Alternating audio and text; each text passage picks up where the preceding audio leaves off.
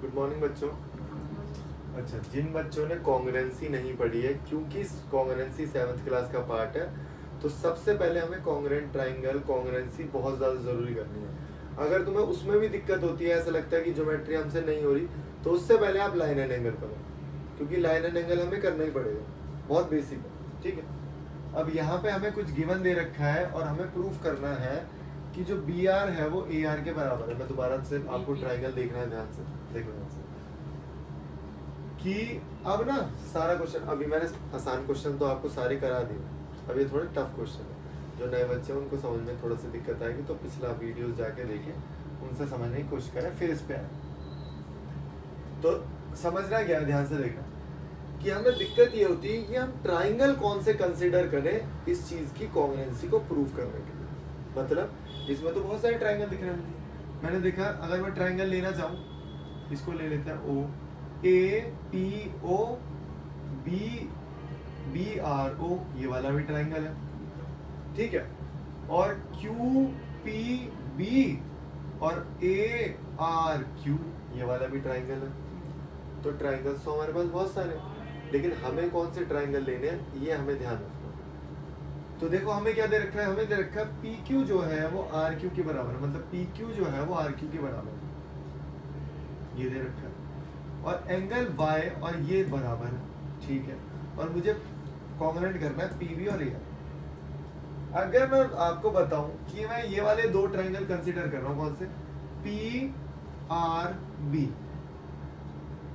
P Q B, sorry P Q B, और नहीं P R Q A, R Q A, मैंने दो triangle consider किए। दोबारा देख लो कौन कौन से। एंगल पी के सामने मैंने एंगल आर लिखा, एंगल क्यू दोनों को बीच में लिखा, और फिर बी के साथ ए,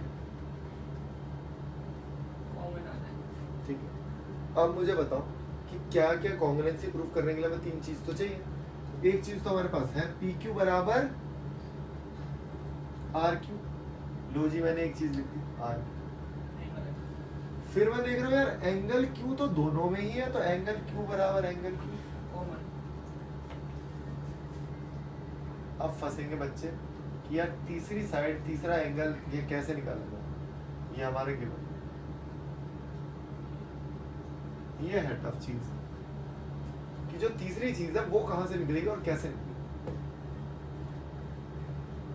अगर एंगल पी और एंगल आर बराबर हो जाए तो मजे आ जाए, लेकिन होंगे कैसे, बताओ कोई तरीका आपको निकल रहा है।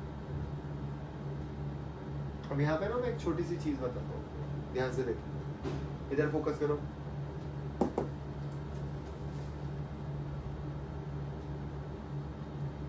एक प्रॉपर्टी होती है that is called exterior angle property. Exterior angle property ये कहती है कि अगर दो एंगल आपको दिख रहे हैं, तो इन दोनों का अगर आप सम कर दो तो वो एक्सटीरियर है, तो वो तीसरे वाले के बाहर वाले के बराबर होगा। मतलब अगर मैं लिख रहा हूँ एंगल 1 और एंगल 2, तो वो एंगल 3 तो ये एंगल तो 3 हुआ, लेकिन ये तीसरे वाले के बाहर वाले के बराबर होगा। जो बाहर वाला एंगल है ना वो इन दोनों को जोड़ के है।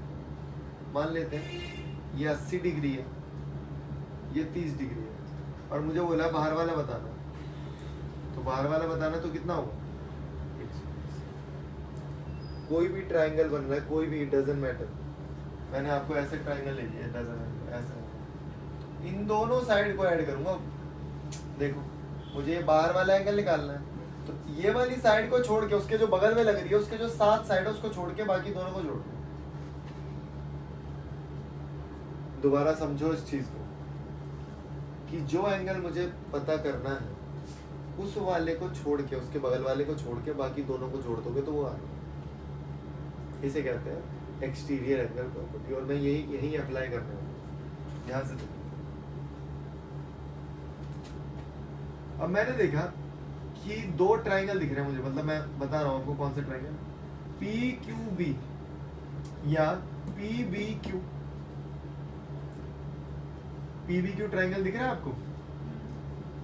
तो मैंने देखा कि पी बी क्यू, और ट्राइंगल लूंगा मैं कौन सा, पी बी क्यू ले लिया, और R A Q, R A Q, मतलब ये वाले एंगल लिए मैंने। अब बस मुझे बताओ, दोनों ट्राइंगल लिए, मतलब मैंने अभी दोनों ट्राइंगल, और ये ट्राइंगल मैंने ऊपर भी ले रखे, सेम ही ट्राइंगल। तो मैंने देखा यार, ये जो एंगल दिख रहा है ना मुझे, ये बाहर वाला एंगल, ये कौन सी दो साइड को जोड़ के आया है? ये जो बाहर वाला एंगल दिख रहा है, क्या ये वाली साइड और ये वाली साइड को जोड़ के, इन दोनों को जोड़ के ये बाहर वाला एंगल नहीं मिला? दोबारा दिमाग लगाओ, तो मैं इसको अलग से बना दूंगा। क्या इसको और इसको अगर मैं जोड़ दूं तो ये एंगल एक्स नहीं मिलेगा? तो मैंने देखा है, angle Q plus angle R बराबर एंगल X, इन दोनों को जोड़ के बाहर वाला एंगल मिलेगा। और angle P plus Q, angle P is equal to y। Equation 1 और इक्वेशन 2 हमारी बराबर है, तो इन दोनों को मैं बराबर रख दूं, मतलब angle Q plus angle R और angle Q plus angle P।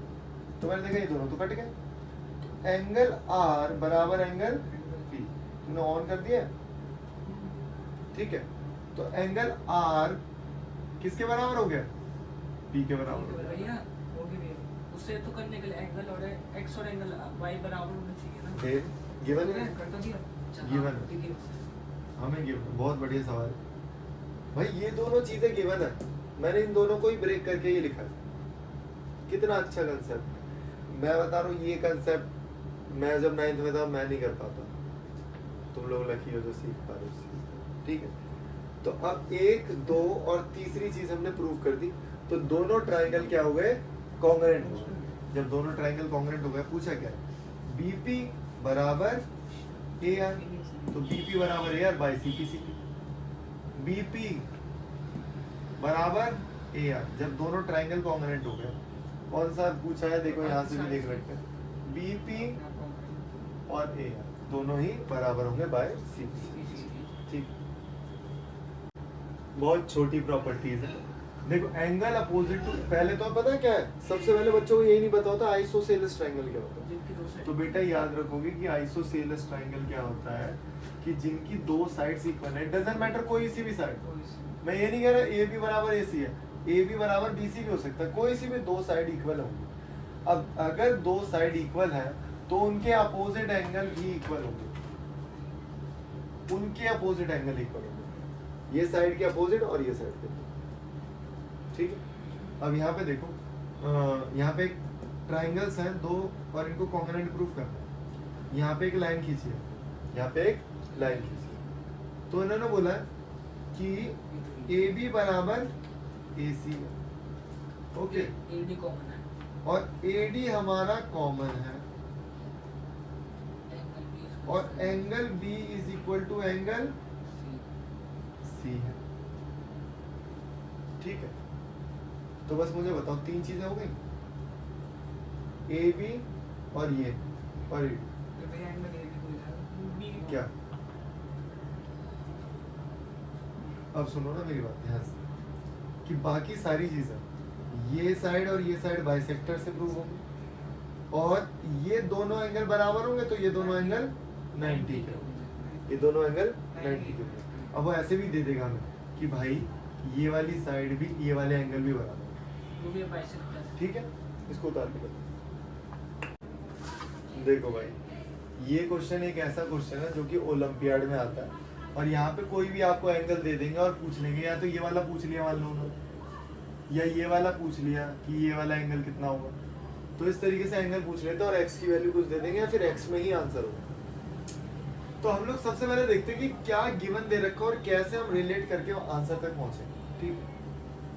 अगर आप कुछ एंगल लेना चाहते हो तो उस एंगल को भी ले सकते हो, जरूरी नहीं है। मान लो मैं ऐसे लेट करना चाहता हूँ, ये एंगल वाई है, ठीक है, तो मैं लेट कर सकता हूँ, ऐसी कोई दिक्कत वाली बात नहीं है। तो ध्यान से देखना, मुझे बोला पी बी और बी सी बराबर, बी पी बी पी और BC मतलब ये वाली साइड और ये वाली साइड बराबर है, तो इन दोनों के अपोजिट एंगल क्या बराबर होंगे? बराबर नहीं होंगे। और अभी हमने एक चीज पढ़ी, हमने पढ़ा कि अगर इन दोनों एंगल को सम कर दिया जाए ना तो बाहर तो बाहर वाला आ जाएगा, मतलब y और y को सम कर दिया जाए तो ये मुझे 4x दे रखा होगा, तो y प्लस y बराबर 4x, तो 2y is equal to 4x, y is equal to, ठीक। अब दिमाग लगाना, तो ये 2x है मेरा, इधर मैं लिख दे रहा हूँ 2x। अब एक और ट्रायंगल दिख रहा मुझे, ये वाला, तो मैंने देखा ये वाला एंगल जो है वो x है और ये वाला एंगल कितना है 2x। तो भैया वो वाला x हो जाएगा। बहुत बढ़िया, क्योंकि इन दोनों एंगल्स को जोड़ के ये एंगल मैं इसको एंगल D ले लेते हैं CDP, तो मैंने देखा 2x जो है ये बाहर वाला एंगल x प्लस CDP के बराबर है, CDP, तो CDP भी x हो गया, CDP भी मेरा x हो गया। वैसे तो ओरली करने वाला क्वेश्चन है, ध्यान से देखो, इन दोनों को जोड़ के 2x आया तो ये x हो गया। अब मैंने एक चीज गिवन और दे रखी है मुझे, क्या है given? DQ is CP। DQ बस पैरेलल CP, DQ जो है वो पैरेलल है C। अच्छा, अगर दो लाइनें पैरेलल हैं और एक लाइन ऐसे जा रही है तो ये दोनों एंगल कौन से हो जाएंगे? ऑल्टरनेट। ये x है तो ये भी x हो जाएगा। x। अब दिमाग लगाओ यार, ये जब दोनों एंगल बराबर है तो PD लाइन जो है वो इस D एंगल को डिवाइड नहीं करनी, बाइसेक्ट नहीं करनी। DP जो है वो इन दोनों एंगल्स को बाइसेक्ट नहीं करनी, यही प्रूव करना था। बहुत ही क्लासिक क्वेश्चन है, ठीक है। और CP is equals to CDP। वो तो कर ही दिया। तो जैसे ये लिखा है CP और CD बराबर है, भाई जब ये दोनों एंगल बराबर है तो क्या ये दोनों साइडें बराबर होंगी? बस ये भी प्रूफ हो गया, सारी चीजें प्रूफ हो गई। अब जो मैंने आपको ये वाली प्रॉपर्टी पढ़ाई है कि अगर दो साइड बराबर है तो दो एंगल भी बराबर है, अब उसी टेक्निक लगा के, उसी थ्योरम को यूज करके, उसी प्रॉपर्टी को यूज करके मुझे बताना है कि x की वैल्यू क्या है। अब ध्यान से देखिए, मुझे पता है ये दोनों साइडें बराबर हैं, तो दोनों एंगल भी बराबर होंगे, इसका मतलब ये भी भाई x होगा। और अगर ये दोनों x है तो ये बाहर वाला कितना होगा? 2x। बहुत बढ़िया, तो भैया वो वाला भी 2x हो जाएगा। ये वाला भी 2x होगा। क्या बात है। अब पता है, सबको भूल जाओ, बस ये ट्रायंगल को देखो। मैंने देखा ये x है, ये 2x है, इन दोनों को जोड़ के ये क्या होगा? 3x। 3x। क्या बात है। लेकिन मुझे कितना दे रखा है? 99। तो x की वैल्यू कितनी आ गई? 33। हो गया क्वेश्चन। ऐसे क्वेश्चंस ओरली करे जाते हैं, तो एमसीक्यू में बहुत आने के चांस हैं, ठीक है। देखो ये हमें टू प्रूफ लिखा है, टू प्रूफ कि हमें ये प्रूफ करना है कि BAC जो है वो 36 है। ध्यान से देखो, ये x है और ये दोनों साइड बराबर, CX हो जाएगा। तो ये भी x होगा। अच्छा, ये x है और ये x है तो ये कितना होगा? 2x हो जाएगा। ये दोनों साइड बराबर, ये दोनों साइड बराबर है तो ये 2x है तो ये कितना हो जाएगा? 2x। नहीं, इसके अपोजिट ये है ना, तो इसके अपोजिट ये 2x। फिर तो बाहर वाला 4x होना चाहिए। ओके, कौन सा वाला? ये वाला? नहीं। हाँ 4x ही होगा। नहीं 4x क्यों? यहाँ पे एक छोटी सी चीज और दे रखी थी हमें, AB बराबर AC। AB बराबर AC है तो ये 2x है तो ये भी पूरा 2x होगा। तो ये 2x, ये 2x और ये x, 2x 2x x 180, 5x 180, x 36 हो गया। अब ये वाले क्वेश्चंस मैंने करा दिए, बाकी क्वेश्चंस हम लोग करेंगे नेक्स्ट क्लास में। ओके।